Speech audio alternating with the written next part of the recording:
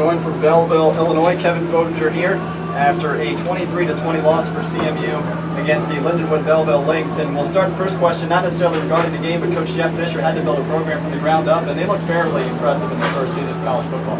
Yes, sir. I mean, they, like I said, I mean, they have great speed. I mean, they did a really nice job out there, and really, I mean, my hat's off to them. He came out here with a great football team, and we knew that, man. I mean, we didn't play very well today, and they were able to get some things loose on us. I think we gave up the deep ball way too much today. That really hurt us, and just we got to go back to work and fix those things. And again, you know, the ball takes some funny bounces sometimes. That's a great thing that I love about this game, is you can teach a lot about life through this game.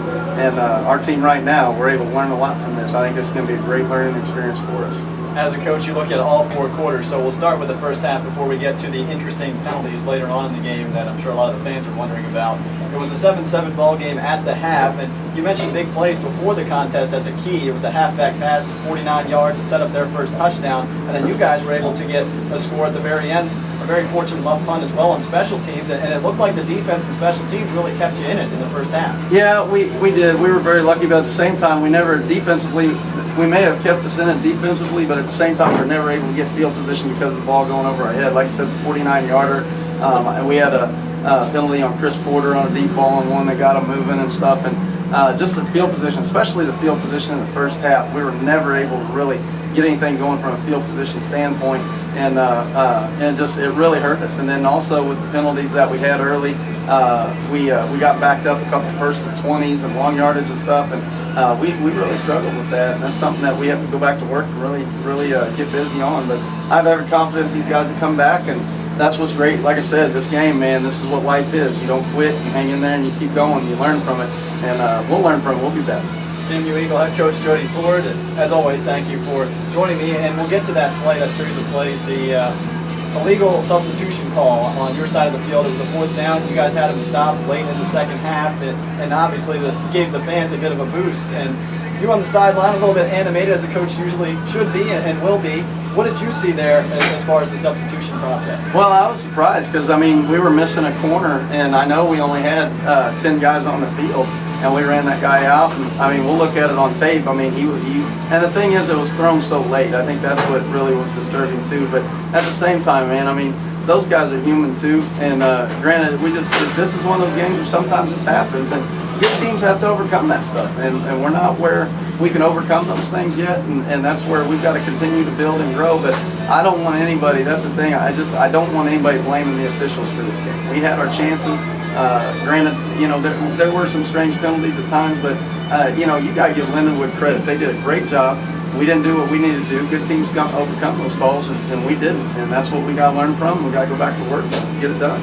Coach Ford, checking on some individual numbers for a moment. Burton Yosef, 166 yards and a touchdown, including a 46-yard rush to really get you guys started in the second half.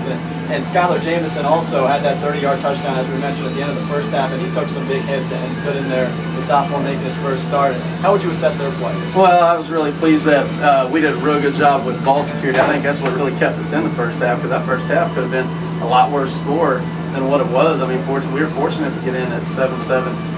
You know, there at the end of the first half, and so I was really pleased with ball security and how they took care of the ball. I mean, Skylar did, like you said, he's a tough kid. I mean, I saw him in high school take hits like that, continue to get up and bounce back, and he always will. He's got a great heart, and he did a real good job today. I was really proud of him and Burton too. You know, he ran the ball hard and did some really good things, but again, we just got to go back and function as a team. But really proud of those two young men, and I'm really proud of our whole team. I mean, the one thing you saw is the effort never stopped. Those kids were working their tail off out there, and I'm really proud of them for that. Now, I'm really excited to see, this is the first time that they've been put in this position where I get to see how they come back, and I'm excited to see how they are and what they do.